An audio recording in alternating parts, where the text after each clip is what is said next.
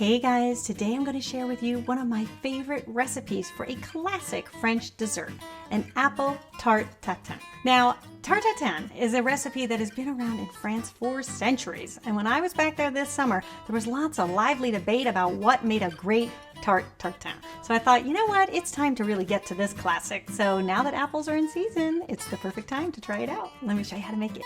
First thing you want to do before you set out on this recipe is to make sure that you have an oven-safe skillet. So you'll know that your skillet is oven-safe if it has a metal handle. If it has a plastic handle, you really don't want to put that in the oven because it could melt. So look for a skillet that has a metal handle.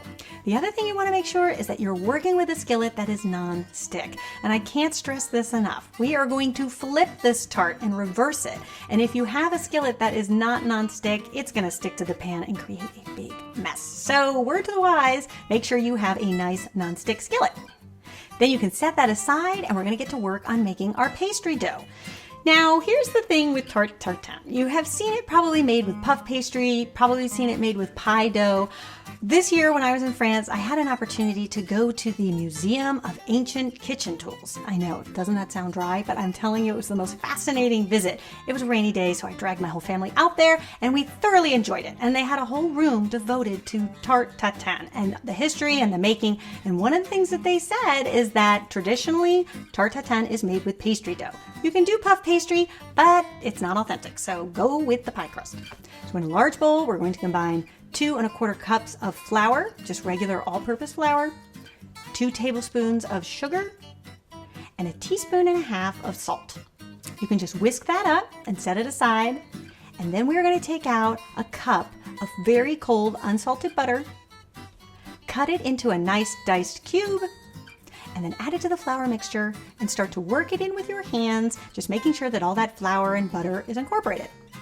That's a nice thing about this dough. It's such a rustic tart that you don't need a food processor to make it. We're going to do it just like Grandma did about 2 centuries ago, just with our hands. Then we're going to add 1/2 cup of very cold ice water. I like to measure out the water first, making sure I have 1/2 cup, then throw some ice cubes in just to make sure it's nice and cold. And you're slowly going to drizzle the water in, just stirring the flour mixture until a nice dough develops. Then you can turn it out onto a floured surface. Just roll it out quickly. Take the pan that I'm going to use for the tart, put it upside down, and then draw a big circle around it, leaving a border. That way we know that our dough is going to fit into our pan. Then you can take a rolling pin, take the dough, drape it over the side, transfer it to a parchment-lined cookie sheet, and pop that in the fridge until we're ready to work with it. Now we're ready for the apples. So there's lots of different apples you can use for this recipe, but I really like to use the gala apples. I find that they're sweet and they caramelize really well. If you can't find gala, you could use a Granny Smith or a Golden Delicious would also be good. Now, here is another tip for you when it comes to making a traditional tarte tatin, or so I'm told, to leave the skins on. Now, I know a lot of recipes say to remove the skins, but what I found through the research is that the traditional tarte tatin actually kept the skins on because the skins are full of pectin. Pectin, if you've ever made jam, is what actually creates that jelly-like consistency. So when that pectin combines with the caramel, it creates a really sticky, ooey gooey caramelization, which is what you want. As the society progressed and we started putting more pesticides on our fruits and vegetables, people were told to peel the apples. But if it bothers you, you can peel the apples or you can buy organic apples. Then we're going to core these apples by just taking a knife and slicing through the center, and then our apples are ready to go. I like to have these apples prepped and ready to go so that when the caramel's ready, the apples are ready. There's nothing worse than burnt caramel, so you want to make sure all those apples are good to go. Then in our skillet, we're going to take butter and mix 1 cup of white sugar. Go ahead and just put that on medium-high until that butter melts and starts to combine with the sugar. You will see it'll start to bubble, it'll become translucent, and once it starts to caramelize, that's when you can start to swirl the pan around. And you want to swirl the pan around to keep that caramel sort of evenly distributed and to prevent it from burning. You can turn down the flame a little bit, and then we're going to add our apples. So we're going to take our apples, put them in the caramel skin side down, and just work our way around all the way around the side just to create a nice ring of apples. You want to make sure that those apples are nice and snug, and then when you get to the center, you can take 2 apples and put them opposite each other, and then fill in with little apple stripes on either side. Let this mixture simmer on our stovetop for about 15 to 17 minutes, just until the apples are softened.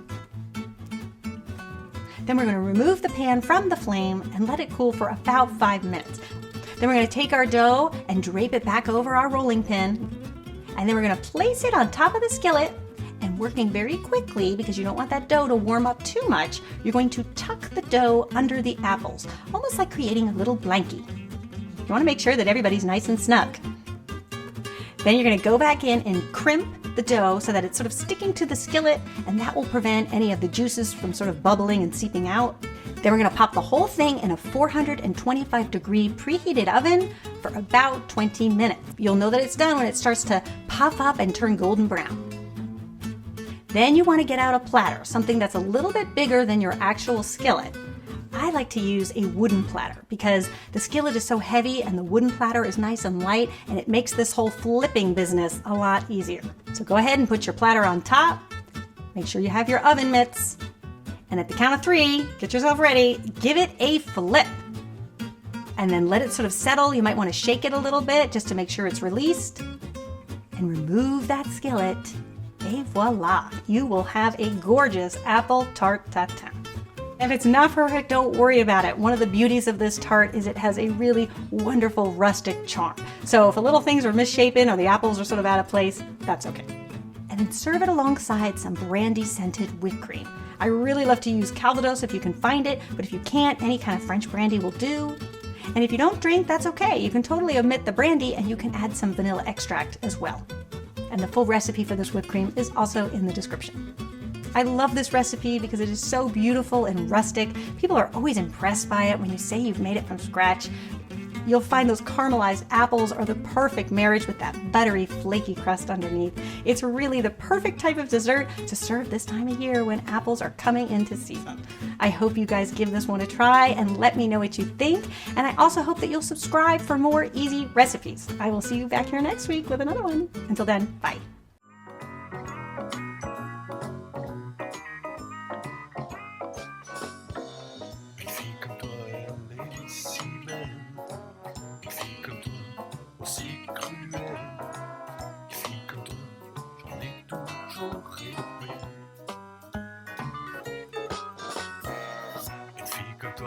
Tu pourrais l'aimer. Une fille comme toi en crever. Une fille comme toi, j'en ai toujours rêvé.